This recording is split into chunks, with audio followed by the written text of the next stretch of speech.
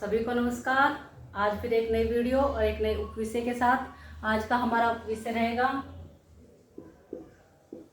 वाक्य।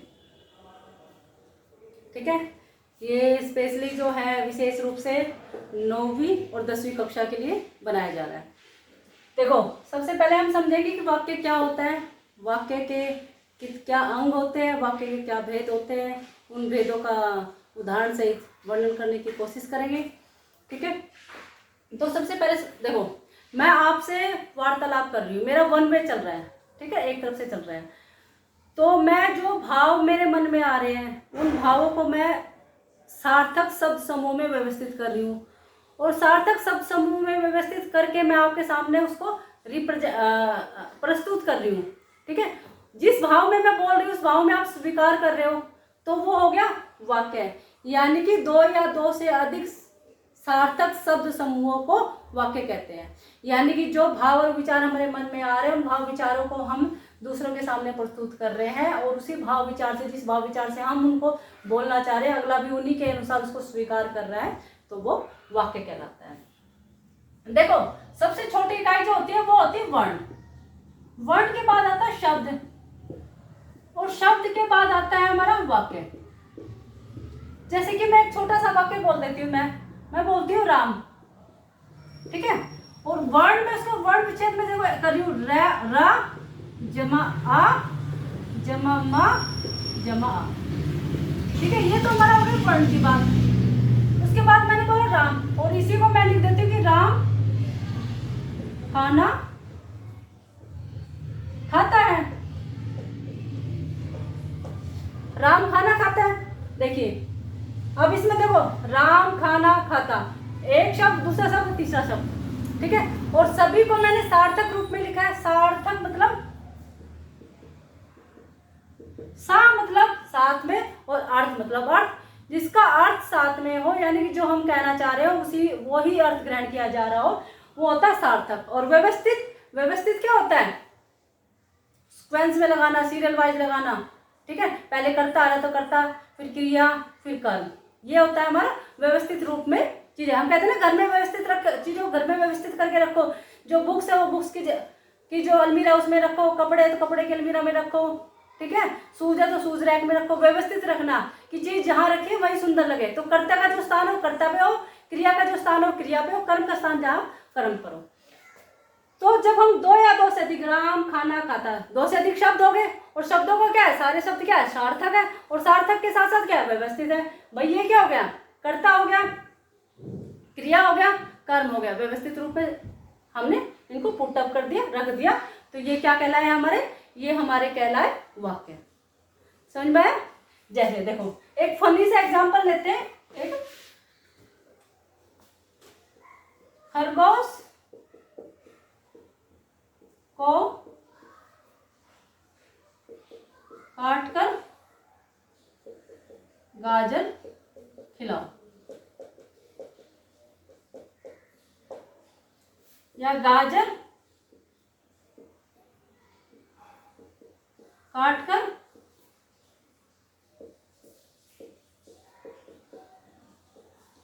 खरगोश को खिलाओ। अब दोनों में देख लो, ये पहला वाक्य है और दूसरा वाक्य है।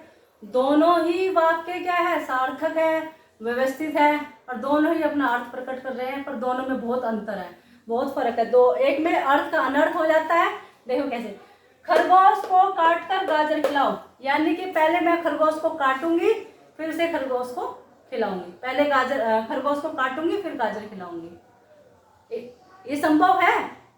दूसरा, गाजर काटकर खरगोश को खिलाओ, पहले मैं गाजर को काटूंगी फिर खरगोश को खिलाऊंगी।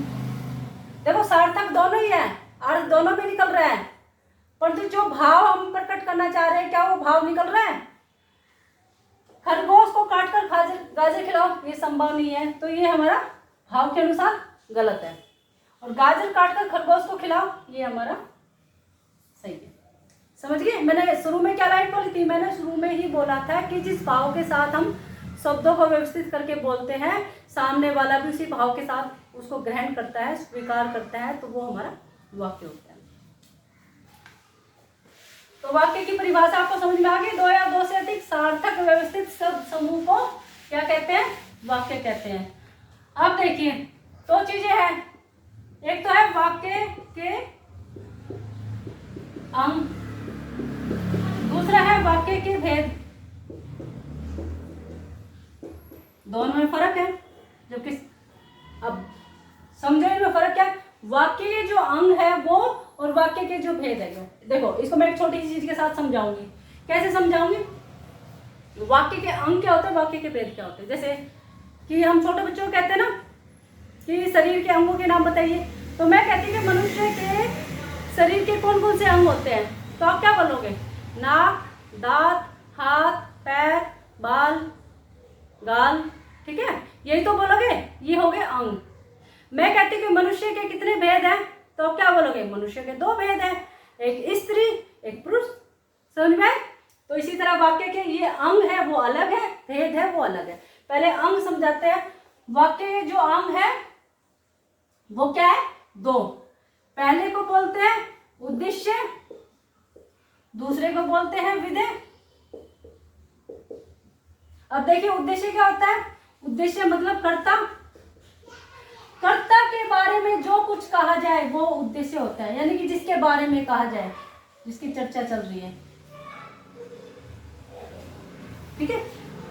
कर्ता के बारे में जो कुछ कहा जाए वो उद्देश्य है, और उद्देश्य के बारे में जो कुछ कहा जाए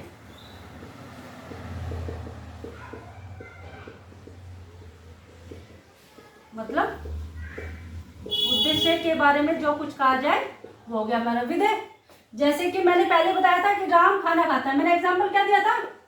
राम खाना खाता है।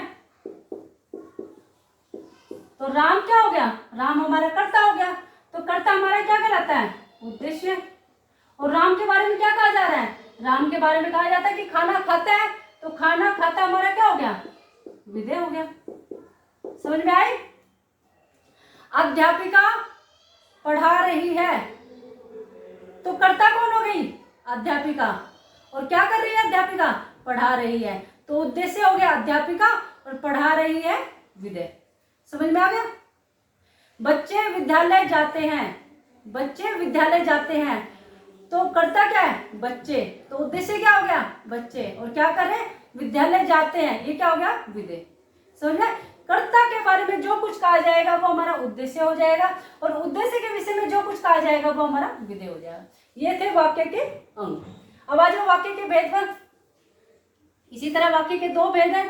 पहला है अर्थ के आधार पर,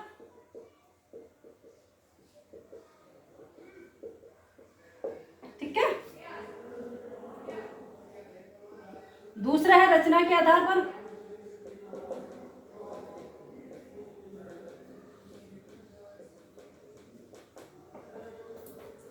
ठीक है, पहला हो गया अर्थ के आधार पर, दूसरा हो गया रचना के आधार पर। तो देखो अब तक मैंने क्या क्या पढ़ा दिया आपको। मैंने सबसे पहले बताया वाक्य किसे कहते हैं? दो या दो से अधिक सार्थक शब्द समूह वाक्य कहलाते हैं। ठीक है, जो कुछ भी मैं बोल रही हूँ उन सभी उनमें मैं क्या कर रही हूँ? शब्दों का प्रयोग करते हुए वाक्य में प्रयोग कर रही हूँ। ठीक है, उसके बाद बताया मैंने वाक्य के क्या अंग है। वो खरगोश वाला एग्जाम्पल मैंने बता दिया था कि सब कुछ व्यवस्थित है, सार्थक है, परंतु भाव प्रकट नहीं हो रहा है। जो अर्थ आप बताना चाह रहे वो अर्थ निकल के नहीं आ रहा, तो उसमें भी दिक्कत है।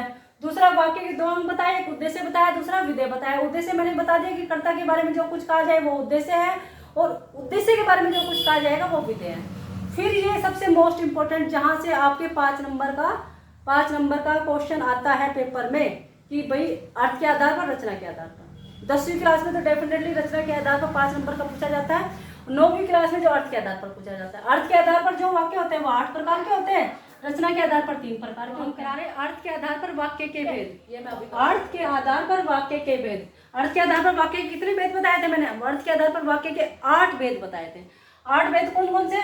विधानवाचक, निषेधवाचक, आज्ञावाचक, पार्श्ववाचक, संकेतवाचक, संदेहवाचक, इच्छावाचक और विस्मयादिवाचक। ठीक है, विधानवाचक कौन सा होता है? विधानवाचक वो होता है जिसमें एक कर्ता एक क्रिया हो, या ये बोले जिसमें कोई सामान्य जानकारी दी गई हो। जैसे कि बच्चे विद्यालय जा रहे हैं, अध्यापिका पढ़ा रही है, ठीक है। बाहर बारिश हो रही है, ये क्या है, एक सामान्य जानकारी। और सामान्य जानकारी क्या है, विधानवाचक। दूसरा निषेधवाचक। निषेधवाचक मतलब जिसमें किसी कार्य के ना होने का बोध हो, ना होने का भाव हो, यानी कि राम खाना नहीं खा रहा है तो किसका बोध है, ना होने का बोध है। मजदूर कार्य नहीं कर रहे हैं तो किस चीज का बोध है, ना होने का। तो निषेधवाचक जिसमें ना होने का बोध हो। उसके बाद आज्ञावाचक जिसमें हम किसी को किसी प्रकार की आज्ञा देते हैं, जैसे कि बैठ जाइए, एक गिलास पानी पिला दीजिए, कोई बच्चा शोर नहीं करेगा, ये किस में आ जाता है, हमारा आज्ञावाचक में। प्रश्नवाचक जिसमें किसी तरह का प्रश्न किया जाता है, तुम्हारा नाम क्या है, ठीक है, भारत की राजधानी कौन सी है, ठीक है, कादीपुर विद्यालय जो कहाँ पर स्थित है। तो ये सारा क्या हो गया, प्रश्नवाचक। संकेतवाचक जिसमें हम कोई संकेत करते हैं, तुम्हारा घर कहाँ पर है, तुम्हारा विद्यालय कहाँ पर है, तुमने फलाना सामान कहाँ पर रखा था, ठीक है। तो ये क्या आ जाता है, हमारा संकेतवाचक है, जिसमें हम किसी तरह का कोई संकेत करते हैं। संदेहवाचक जिसमें संदेह का भाव होता है, शायद बारिश होगी, शायद राम विद्यालय आएगा, शायद मैं कल जाऊंगी, तो ये क्या हो गया, संदेहवाचक। इच्छावाचक जिसमें हम अपनी इच्छा का भाव प्रकट करते हैं, मतलब जैसे कि भगवान तुम्हें दीर्घायु प्रदान करे, तुम्हारी यात्रा मंगलमय हो, ये हमारी क्या होगी, ये इच्छावाचक। और विस्मयादिवाचक ये सबसे आसान है, जिसमें किसी तरह की घृणा, हर्ष, विषाद हो और जिसमें ये वाला साइन हो, विस्मयादि बोलो, ओहो कितना सुंदर दृश्य है, तो ये क्या आ जाता है, हमारा विस्मयादिवाचक आ जाता है। तो मैंने आपको अर्थ के आधार पर वाक्य के भेद करा दिए हैं, और अगली वीडियो में मैं रचना के आधार पर